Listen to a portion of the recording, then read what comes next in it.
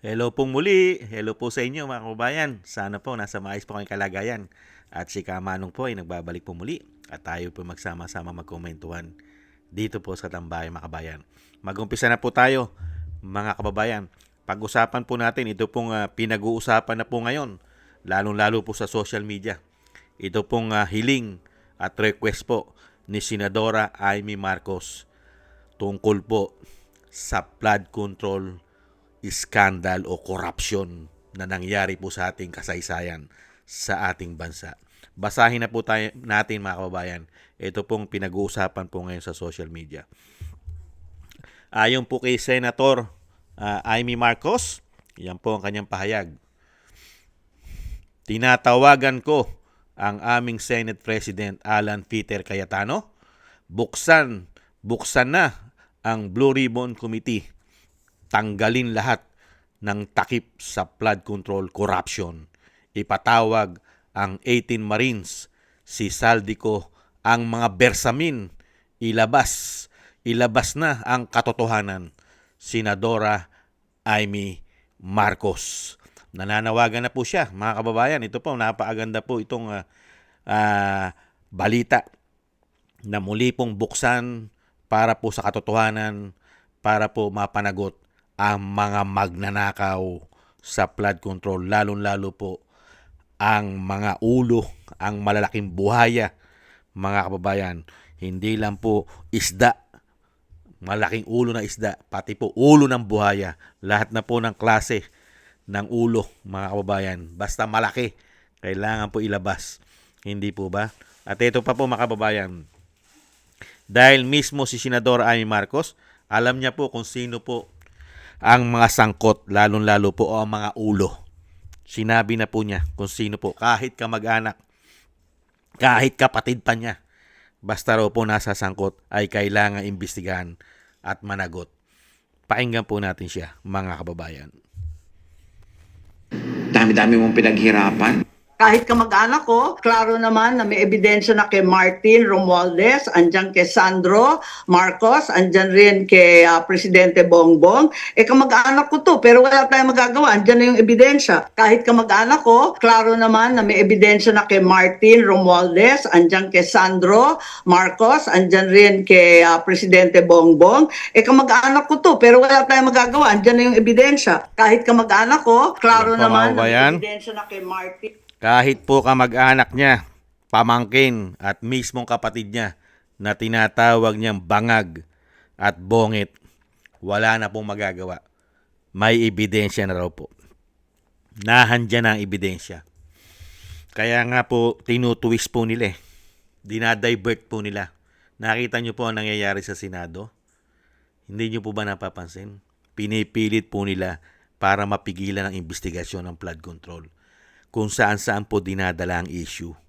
Hindi po ba? Ayaw po nilang tantanan ang bagong Senate President. At kung ano-ano po na ginagawa po nila.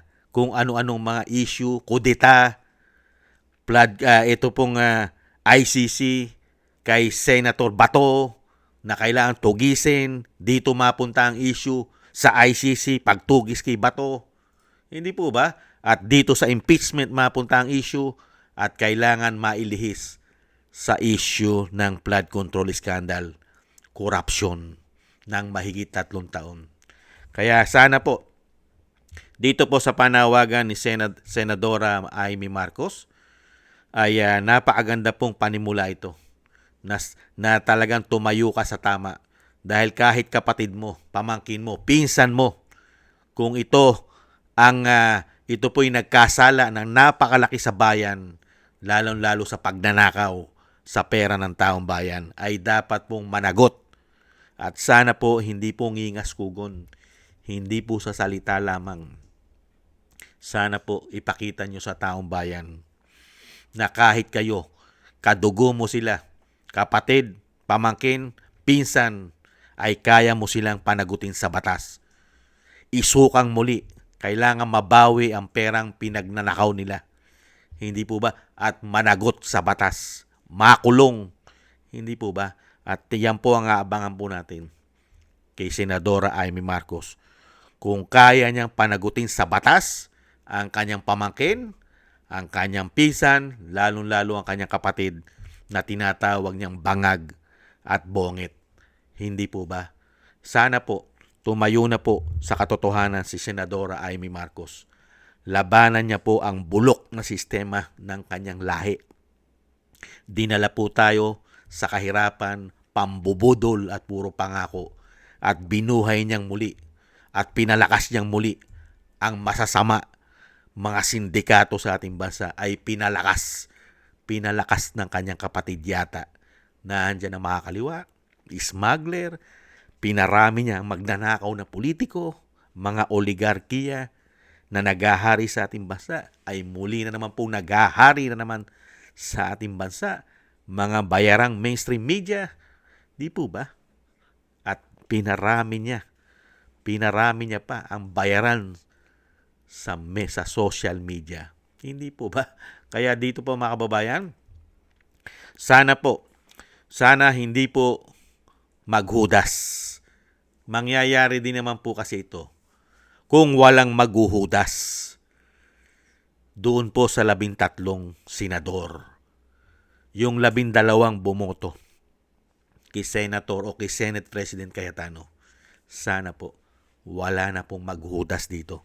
Kasi pag kami naghudas po at mapalitan muli at mailipat sa kanila ang kapangyarihan ng Senado, wala pong mangyayaring investigasyon diyan sa Blue Ribbon Committee para po lumitaw ang katotohanan kung sino-sino po nakinabang maleta na pera.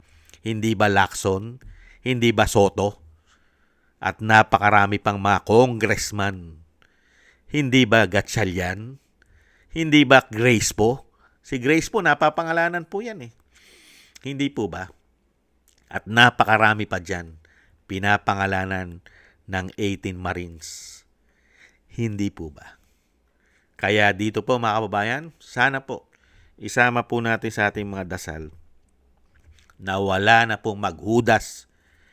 Wala na pong maghudas dyan po sa 13 senador para po ang investigasyon na sinasabi ni Senadora Amy Marcos ay magtuloy-tuloy na po at wala na pong humarang at hindi na po maharang ng mga minority na pumipigil. Hindi po ba? Sana.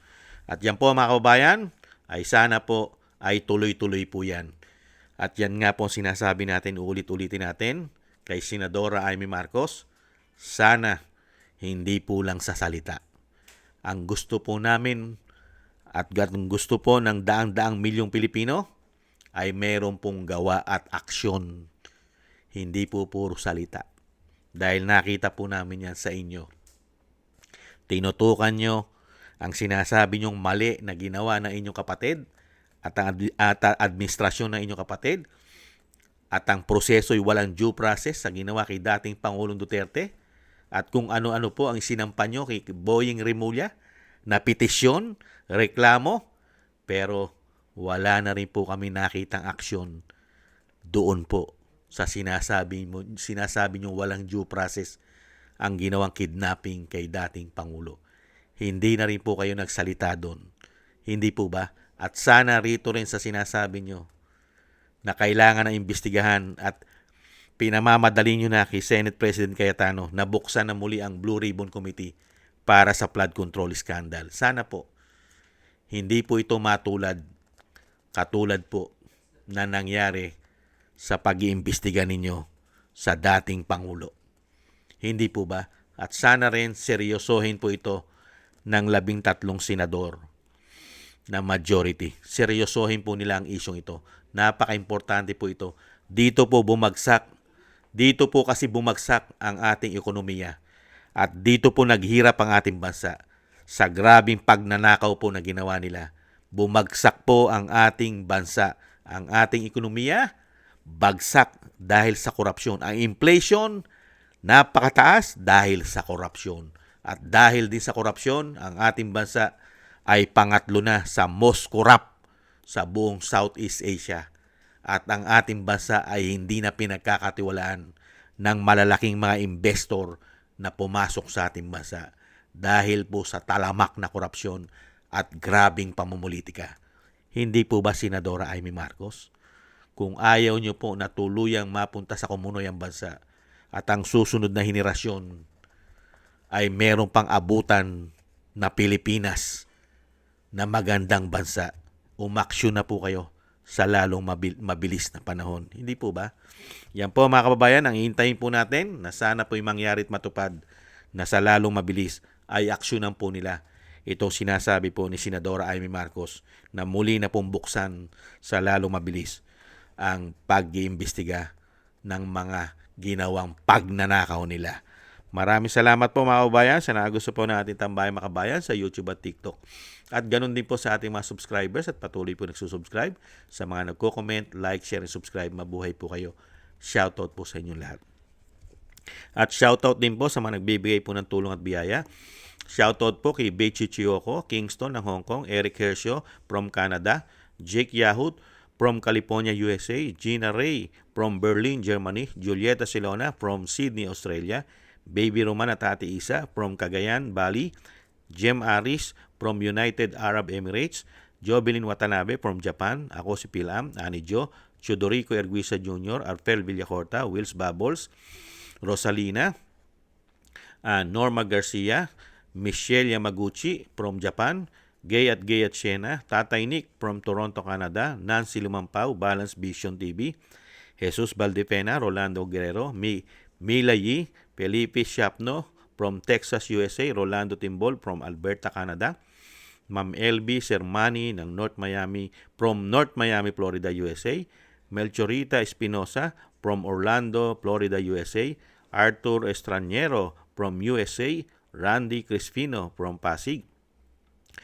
Mika Ligaspi, Tessie Mantilla from Kuwait, Frank Zamora from California, USA, at Romulo Divinagracia from Bacolod City. Thank you po sa inyo lahat mga kababayan. Shoutout po sa inyo lahat. At ingat-ingat po kayo at maingatan po kayo sa lahat po ng ginagawa po ninyo. Shoutout po sa inyo. Thank you po. At ganoon din po mga kababayan. God bless po sa atin lahat. God bless po sa inyo. At taste lang po muna tayo. Bye-bye.